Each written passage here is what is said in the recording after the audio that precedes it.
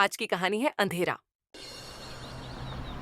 कृपया ध्यान दें। दिल्ली के द्वारका सेक्टर 26 में एक पुराना मकान खाली पड़ा था। आसपास के लोगों का कहना था कि 5 साल पहले मकान में रहने वाला खुराना परिवार रातों रात अचानक गायब हो गया और फिर कभी कोई उस घर में रहने नहीं आया। लेकिन आज सुबह से ही वहाँ चहल पहल थी। किसी मिश्रा परिवार ने घर खरीद लिया था और मिश्रा जी का बेटा अतुल और उसकी नई नवेली पत्नी कविता वहां रहने आने वाले थे। सुबह के वक्त अतुल और कविता घर में पहुंचते हैं। अतुल, घर की साफ सफाई तो बहुत अच्छी से हो गई है। हाँ, देखकर लगता नहीं कि 5 साल से बंद पड़ा है। हाँ, लेकिन इतने दिन से कोई इसे संभालने क्यों नहीं आया? अरे कविता, इस मकान के मालिक का कोई अता पता नहीं, कहाँ चले गए कोई नहीं जानता। तो फिर आपने घर को किससे खरीदा? मकान मालिक के कोई दूर के रिश्तेदार हैं, बहुत कम पैसों में बेच रहे थे तो मैंने खरीद लिया। जानती हो ना, दिल्ली में जमीनों के भाव कितने हो गए हैं। हाँ, लेकिन कोई गड़बड़ तो नहीं है ना? नहीं बाबा, ऐसा कुछ नहीं है। अतुल बाथरूम में नहाने जाता है और कविता किचन में। तभी उसके हाथ से स्पून गिर जाती है। जैसे ही कविता स्पून उठाने के लिए नीचे झुकती है, उसे किचन की शेल्फ के नीचे किसी की आंखें नजर आती है। कविता चीख कर बाहर की तरफ भाग आती है। अरे कविता, कविता क्या हुआ? अरे तुम ऐसे चिल्ला क्यों रही थी? क्या हुआ? वहाँ अलमारी के नीचे कोई है। अतुल नीचे झुककर देखता है और घबरा के पीछे हट जाता है। मैंने कहा था ना, कुछ है वहाँ पर। अतुल, चलो हम यहाँ से चलते हैं। तुम भी ना कविता, वहां कॉकरोच है और कोई भूत नहीं है। एंड आई नो तुम्हें कॉकरोच से कितना डर लगता है। अतुल, मैं सच कह रही हूँ, वहाँ कॉकरोच नहीं बल्कि कुछ और था। किसी की आंखें। मुझे डर लग रहा है, मैं यहाँ नहीं रह सकती। अतुल कविता की बात नहीं सुनता और रात होने की वजह से कविता को सोने के लिए कहता है। डर की वजह से कविता को नींद नहीं आ रही थी। तभी उसकी नज़र कमरे की छत पर लगे फैन के पास एक मकड़ी पे जाती है। वो मकड़ी को देखने लगी। देखते ही देखते कविता को एहसास होता है कि मकड़ी का आकार बढ़ता जा रहा है। कविता घबरा कर चीखने की कोशिश करती है, पर तभी वो देखती है कि मकड़ी एक डरावनी शक्ल में बदल गई। अतुल, उठो, वो देखो। क्या हुआ कविता? तुम ठीक तो हो ना? क्या हुआ? वो देखो अतुल, वो कौन है? एक छोटी सी मकड़ी, और कौन? इस घर में कुछ अजीब है अतुल, हमें यहाँ नहीं रहना चाहिए। ऐसा कुछ नहीं है, बेकार में डर रही हो तुम। अगली सुबह ब्रेकफास्ट के टाइम पर। कविता, आज मैं ब्रेकफास्ट नहीं कर पाऊंगा, मुझे बहुत देर हो गई है। प्लीज अतुल, कुछ तो खा लो। देखो, मैंने नाश्ता टेबल पर लगा दिया है। प्लीज कविता, तुम फ्रिज में रख दो, मैं निकाल कर खा लूंगा शाम को, ठीक है? Okay, bye. अतुल ऑफिस चला जाता है और कविता किचन में काम करके जैसे ही बाहर निकलती है तो देखती है कि डाइनिंग टेबल पर एक बुजुर्ग औरत और एक आदमी बैठ के ब्रेकफास्ट कर रहे थे। कविता ये देखकर खौफ से भर जाती है। कौन है आप लोग और यहाँ क्या कर रहे हैं? अतुल, बचाओ। क्यों डर रही हो बेटा? मैं इस घर का मालिक हूँ, रंजीत खुराना। और मैं इनकी बीवी रमनदीप खुराना। लेकिन आप लोग तो गायब। मेरा मतलब। किसने कहा? अरे हम तो यहीं रहते हैं, इसी घर में। वो देखो, हमारे कपड़े, सारा सामान सब तो है।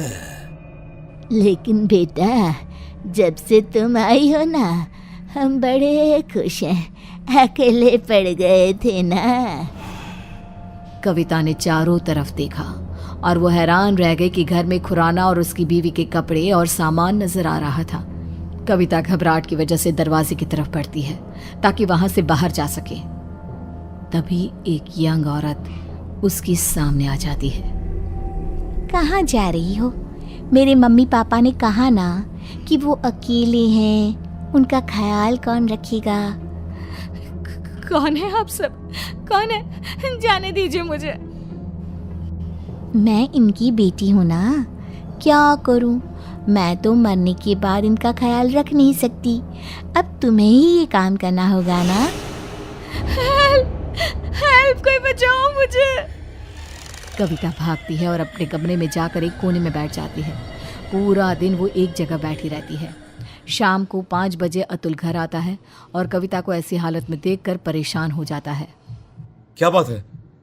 अरे तुम यहाँ ऐसे? तुम्हारी तबीयत खराब है क्या? क्या हुआ? वो अतुल खुराना और उसकी बीवी यहाँ इस घर में। कौन खुराना? कविता, ये क्या बहकी बहकी बातें कर रही हो तुम? इस घर के मालिक अतुल वो यही है, इसी घर में। मैंने उन्हें देखा है और उनकी बेटी भी। तभी कविता ने देखा कि बुजुर्ग औरत, आदमी और उनकी बेटी कविता के ठीक सामने आकर खड़े हो गए। वो देखो अतुल, वो सब यहाँ है, तुम देख रहे हो ना? ओ ये, अरे ये तो मेरे मॉम डैड हैं। इनसे डरने की क्या जरूरत है? चलो अब उठो, डिनर बनाओ सबके लिए। और सुनो, मम्मी पापा को इंसानों का मांस बहुत पसंद है, तो वही पकाना। क्या कहा तुमने? तुम्हारे मम्मी पापा? लेकिन तुम अतुल मिश्रा मेरे पति हो, और ये खुराना, और ये क्या मजाक है? इंसानों का मांस? कौन हो तुम? ओह अच्छा, तुम्हारा पति, तुम उसकी वजह से परेशान हो। रुको। अतुल पीछे पलट कर देखता है और फिर जैसे ही वो कविता की तरफ पलटता है, कविता ने देखा कि उसका चेहरा पूरी तरह से बदल गया था और अब वो किसी भेड़िए की तरह नजर आ रहा था। कौन हो तुम? मेरे पति कहाँ है? क्या किया तुमने उसके साथ? अतुल ने रूम की छत की तरफ इशारा किया। कविता ने देखा कि अतुल का शरीर रूम की छत पे चिपका था। वो मर चुका था। अतुल, अतुल कोई बचाओ। अब कुछ नहीं हो सकता, जानती हो, ऐसे ही उस रात हम सबको मार के छत पे लटका दिया गया था। क्या गलती थी हमारी और मेरे परिवार की? यही इसी फैन के पीछे हमारी डेड बॉडी छुपा दी गई, फॉल सीलिंग करवा के, ताकि किसी को पता ना चले। हम सब यहाँ कैद हैं। लेकिन तुमने मेरे पति को क्यों मारा? उससे तो मरना ही था, क्योंकि उसके बाप ने, जो कि एक कॉन्ट्रैक्टर है, इस घर को हड़पने के लिए ये सारा खेल रचाया था। उसकी सजा तो मिलनी ही थी। मुझे जाने दो, मैंने तुम्हारा क्या बिगाड़ा? नहीं, अब तुम हमेशा के लिए यहाँ कैद हो। हमारी भूखी तड़पती आत्मा को संतुष्टि करने के लिए एक जिंदा इंसान का इस घर में होना जरूरी है। और अब से ये काम तुम करोगी। किसी को पता नहीं चलेगा कि तुम कभी यहाँ आई भी थी।